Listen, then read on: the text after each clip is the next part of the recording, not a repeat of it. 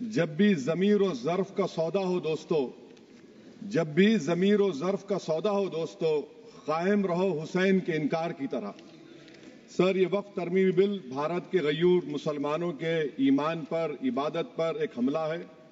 नरेंद्र मोदी की हुकूमत ने इस मुल्क की सबसे बड़ी अक़लियत के खिलाफ एक ऐलान जंग कर दिया और ये जंग ना सिर्फ मेरे जिस्म पर है, बल्कि मेरी आज़ादी पर, मेरी समाजी और माशी मार्जिनलाइजेशन पर है, मेरी शहरियत पर है, मेरे मदरसे, मस्जिदों, खानखाहों को और दरगाहों को निशाना बनाया जा रहा है।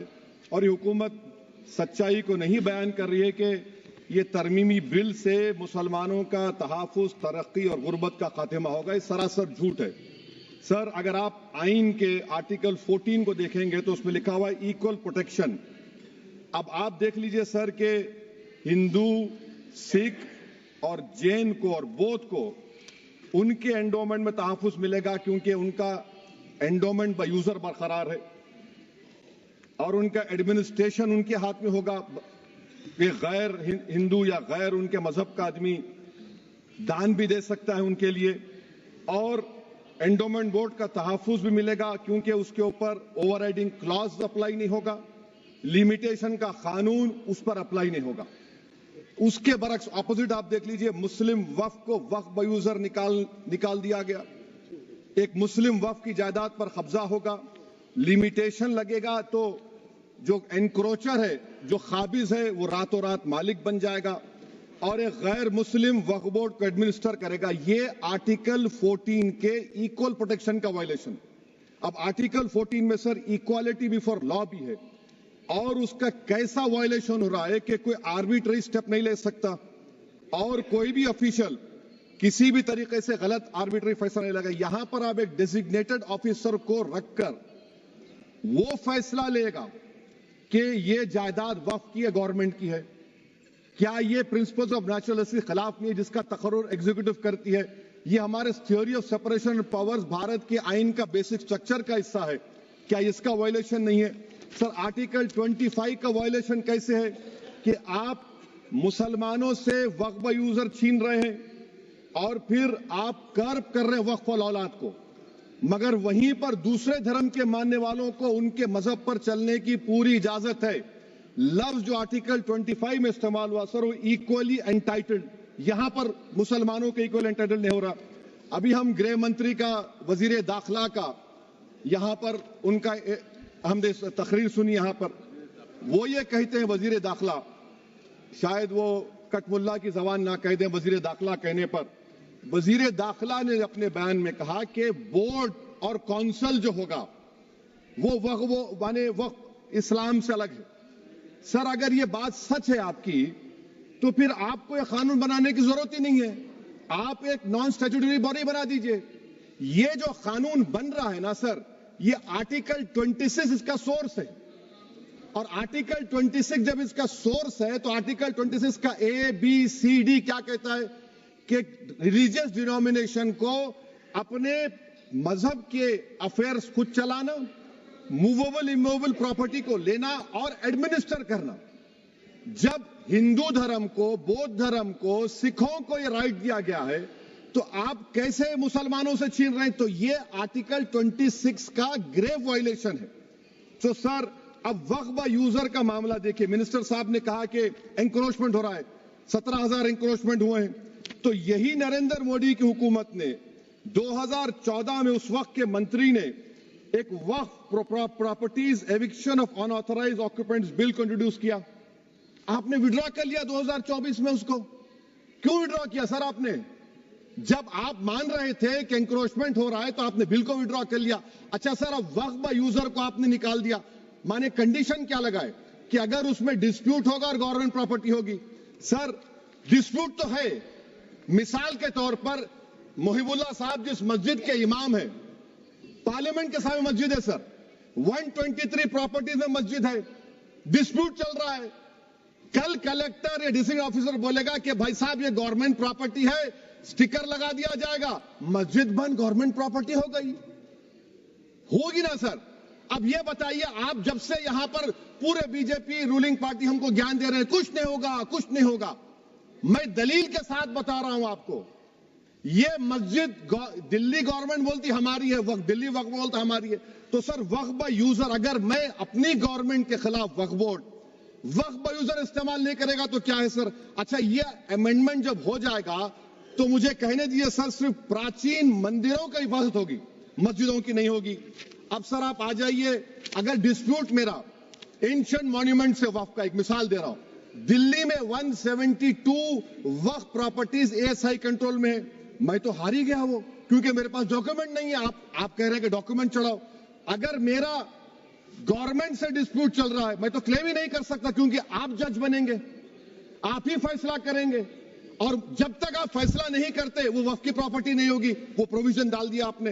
अच्छा, अगर मेरा डिस्प्यूट एनक्रोचर से होगा सर, तो एनक्रोचर में तो आपने तो 107 को डिलीट कर दिया। आप रातों रात खाबिज को, एनक्रोचर को मालिक बना रहे हैं। सर मैं ये पूछना चाहता हूं आपके जरिए हुकूमत से, एक मुंबई में एक बहुत बड़े दौलतमंद है, खोजा बरादरी का यतीम खाना था, उन्होंने 2004 या 5 में 22 करोड़ में खरीद लिया। वो केस सुप्रीम कोर्ट में, क्या आप उनको मालिक बनाना चाहती है लिमिटेशन एक्ट अप्लाई करके? हमको बताइए, हम जानना चाह रहे हैं। और सच्चर कमेटी ने सर 2007 में कहा कि दिल्ली के 123 प्रॉपर्टीज की मार्केट वैल्यू 6000 करोड़ की। आज हम 2025 में आ गए, क्यों आप उन प्रॉपर्टीज के खिलाफ पड़े हुए? 1976 में उस वक्त के वजीर आजम इंदिरा गांधी लेटर लिखा, इसको आप दे दीजिए, मगर आप उसको मानने को तैयार नहीं है। तो सर और एक जो झूठ फैलाया जा रहा है, management empowerment efficient development. Sir this bill takes any management from the hands of Muslims, disempowers the waqf in comparison to any other stakeholder, takes away the efficiency of administration and hampers development. Waqf disempowerment in the name of efficiency, inefficiency is being created. The progress of development from pre-independence till today is sought to be destroyed. Sir अभी हमारे home minister साहब ने फजल पुकाया case का जिक्र किया। Sir मैं आपसे गुजारिश करूंगा कि होम मिनिस्टर जरा अच्छे लोगों को रखकर इंफॉर्मेशन ले। फजल पुकाया का ऑबिटर क्या है? इट इज ऑबिटर, वो रेशो डेसेंडेंटाई नहीं है जो आपने कहा है। अच्छा सर, शेड्यूल ट्राइब के बारे में कहा, क्या शेड्यूल ट्राइब में मुसलमान नहीं होते? शेड्यूल कास्ट में नहीं होता मुसलमान, शेड्यूल ट्राइब में मुसलमान होता। तो क्या आर्टिकल 25 मेरा चला गया, आर्टिकल 26 चला गया, आर्टिकल 14 चला गया, 15 चला गया, 29 चला गया? लक्षद्वीप का एक मुसलमान एमपी है, क्या उसको राइट नहीं है क्योंकि ट्राइबल है? क्या कह रहे हैं आप? इस ऐवान को क्यों गुमराह कर रहे हैं आप शेड्यूल ट्राइब के नाम पर? सर और एक चीज जो आपको बता रहा हूं सर, अब आप जब आर्टिकल 26 से मेरा सोर्स है, तो आप सेंट्रल वक्फ काउंसिल में 22 में से 11 आप नॉन मुस्लिम को बना सकते हैं। रिलीजन न्यूट्रल आपने कह दिया, और आप बनाएंगे, क्यों बनाएंगे आप? स्टेट वक्फ बोर्ड में 7 नॉन मुस्लिम होंगे और 4 मुसलमान क्यों होंगे? क्योंकि आप लॉ में 95 में डायरेक्ट मैनेजमेंट में ले सकते हैं 5 साल के लिए। आप वक्फ बाय यूजर को आप कलेक्ट डिस्ट्रिक्ट ऑफिसर बोलेगा ये वक्फ की प्रॉपर्टी नहीं है, तो वो वक्फ बोर्ड खामोश बैठ जाएगा, कुछ एक्शन ही नहीं लेगा, क्योंकि वो आपके प्यादे हैं। अच्छा, जब आप नॉमिनेट करेंगे सर मैं मोदी गवर्नमेंट के खिलाफ नो कॉन्फिडेंस ला सकता हूं, मगर वक्फ बोर्ड का चेयरमैन जो नॉमिनेट होगा उसके खिलाफ नो कॉन्फिडेंस नहीं ला सकते, हम बिल्कुल नहीं ला सकते। क्या मजाक है बताइए आप? ये डेमोक्रेसी है। नॉमिनेट भी स्टेट गवर्नमेंट करेगी, वो अगर डिक्टेटर बन जाएगा जैसा आज भारत में हो रहा है, तो वो भी नहीं हटेगा। कम से कम यहां पर तो इलेक्शन है, वहां पर तो आप 5 साल झेलते रहो उसको। अच्छा सर, अब ये जो क्लॉज 11 और क्लॉज 9 आप 16AA से देखिए, where the qualification of the members of the board has been limited only to 3 categories contained in 14(1)(c). Intention is very clear that a majority is to be packed with non-Muslims. So who will defend my interests, sir? If I cannot depend on the state waqf board, central waqf council, which are going to comprise non-Muslims, this in itself is a clear violation of Article 26, 14 and 15, sir. अच्छा sir, CO पहले 95 act में था कि word मुस्लिम, आपने गायब कर दिया उसको। अरे आखिर क्यों इतनी नफरत है आपके लफ्ज मुसलमान से? अच्छा फिर क्या कह रहे हैं आप कि ये भी आर्टिकल 26 का वायलेशन है? सब जितने हिंदू धर्म के प्रॉपर्टीज हैं, सिख धर्म के हैं, बौद्ध के हैं और आपके जैन के, वहां पर उन्हीं के मजहब का ऑफिसर होगा। और कहां पर नहीं होगा? वक्फ बोर्ड में। वक्फ board is a pure religious institution. इसको समझने की जरूरत है। तो आप ये कर दे रहे हैं सर। अच्छा सर, आप देखिए, अब आप आ जाइए ये ट्राइब्यूनल पर। मुझे समझ में नहीं आया सर कि हमारे होम मिनिस्टर वजीर दाखिला ने क्या कह दिया कि 2013 का जो कानून है वो नहीं बनता तो हम नहीं लेके आते। मैं बड़े अदब के साथ उनसे पूछना चाह रहा हूं कि क्या उस वक्त राजनाथ सिंह साहब, आडवाणी साहब, हमारी लेट सुषमा स्वराज, ये बड़े बड़े नेता यहां बैठे थे? आपने यूनानिमस उस कानून को पास करवा दिया। कीर्ति आजाद थे उस वक्त, अब यहां बैठे हैं वो टीएमसी में। तो क्या आप गलत थे या वो गलत थे? हमको बता दीजिए, आप बता दीजिए। क्योंकि अगर आडवाणी आपके लिए बहुत बड़ा नेता है, मेरे लिए नहीं हो सकते, आपके लिए आपने पद्मश्री दिया उनको। मोहतरमा सुषमा स्वराज की जबरदस्त तकारीर का मैं कायल हूं। वो बैठकर उस 2013 को यूनानिमस पास कर दिए। मुझे कंफ्यूजन है कि क्या अमित शाह, नरेंद्र मोदी बड़े हैं या आडवाणी बड़े हैं? आपके लिए आप तय कर लीजिए। अच्छा सर, आपके tribunal sir, railway Clements tribunal, NGT tribunal, income tax, वैसे 14-15 ट्राइब्यूनल है। हिंदू एंडोमेंट का ट्राइब्यूनल, सबका अपील नहीं होती, रिव्यू होता है। गृह मंत्री सरकार कह रही है कि नहीं, रोक दिए, रोक लगा। कैसे रोक लगाते हैं? रिव्यू और अपील में तो फर्क होता है ना सर। आप ही कह रहे हैं कि पूरे कोर्ट्स में बैकलॉग है और आप अपील कर रहे हैं। अच्छा सर, रिटायर्ड डिस्ट्रिक्ट जज 95 में सिटिंग डिस्ट्रिक्ट जज था, जो एडमिनिस्ट्रेटिव कंट्रोल था सीजीआई साहब, उसको निकाल दिए। अच्छा सर, अब आप अभी हमारे मंत्री साहब ने कहा trust, sir Shri Sai Baba trust 2004, वो ये कहता है जो ऑफिसर उसमें काम करता है उसको साई बाबा का डिवोटी होने चाहिए और उसको डिक्लेरेशन लिख के देना पड़ेगा। यहां पर हो रहा तो यहां पर क्यों नहीं हो रहा? अच्छा सर, आप फिर देख लीजिए, ये आपका हो गया सर। हाँ, अब अमित शाह साहब ने सेक्शन 2A के बारे में कहा और उन्होंने इस बात का इकरार कर लिया कि दाऊदी बोहरा के लिए यह बनाया गया है। मगर मैं आपके जरिए से गवर्नमेंट से पूछना चाह रहा हूं, आपने तो उस प्रोवाइजो में दाऊदी बोहरा का नाम ही नहीं लिखा। आपने उनको भी थैंक यू कर दिया, उनका नाम क्यों नहीं लिखा आपने? और सर, और गवर्नमेंट क्या कर रही है? आप मुस्लिम समाज में जो बेकार किस्म के लोग हैं उनको एक रास्ता बना रहे हैं, एग्जिट दिखा रहे हैं कि तुम्हें वक्त से बचना है तो तुम्हें ट्रस्ट बना लो। ये क्या कर रहे हैं सर आप? कम से कम उन दाऊदी बोहरा को आप दे देते। अच्छा sir, clause 3V section 36 clause 18 देख लीजिए। ओरल वफ, oral appointment has sought to be discontinued even though it is recognized practice in Islam. Muslim personal law is recognized oral waqf and 1937 Shariat Application Act. Sir, आप clause 3(9) पर आ जाइए। 5 साल के लिए मुसलमान। मैं किरण रिजिजू से पूछना चाहता हूं, सर दाढ़ी रखे तो मुसलमान प्रैक्टिसिंग है या क्लीन शेव आपकी तरह है? तो बताइए हमको, प्रैक्टिसिंग क्या होगा? अच्छा, किसी को पकड़ के मॉब लिंच कर दिया और बोले कि JSR का नारा लगाया, और वो JSR का नारा लगाया तो क्या मुसलमान रहेगा? नहीं रहेगा। या फिर देश के प्रधानमंत्री ने कहा था कपड़े देखकर पहचानो, तो क्या कपड़े देखकर आप कह देंगे?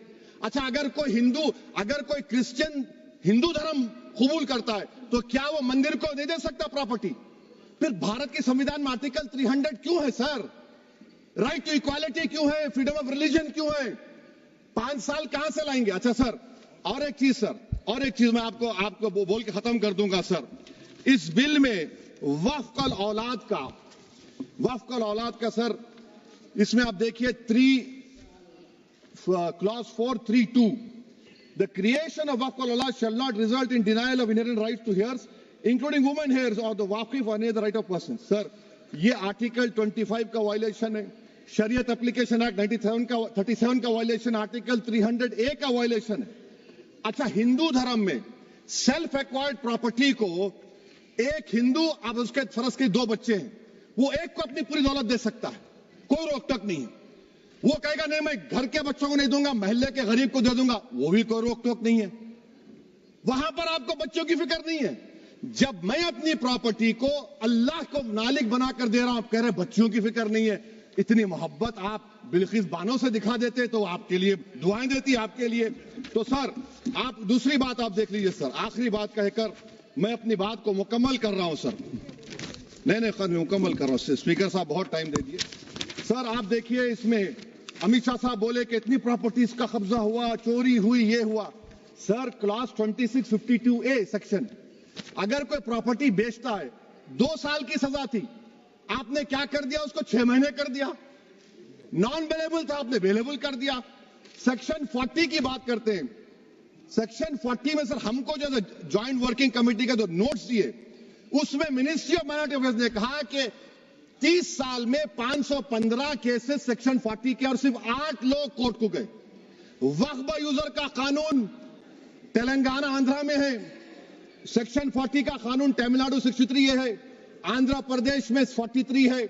और सर आप डायरेक्शन दे रहे हैं, अच्छा क्लॉज 4218 भी देखिए सर, आप रूल बना रहे हैं, कोऑपरेटिव फेडरलिज्म के खिलाफ है, इतना रूल बना रहे हैं। और आखिर में सर मैं आपको बताना चाह रहा हूं स्पीकर साहब, ये बिल का मकसद सिर्फ मुसलमानों को जलील और रुस्वा करना है, मुसलमानों को दूसरे दर्जे का शहरी बनाने का इनका मकसद है।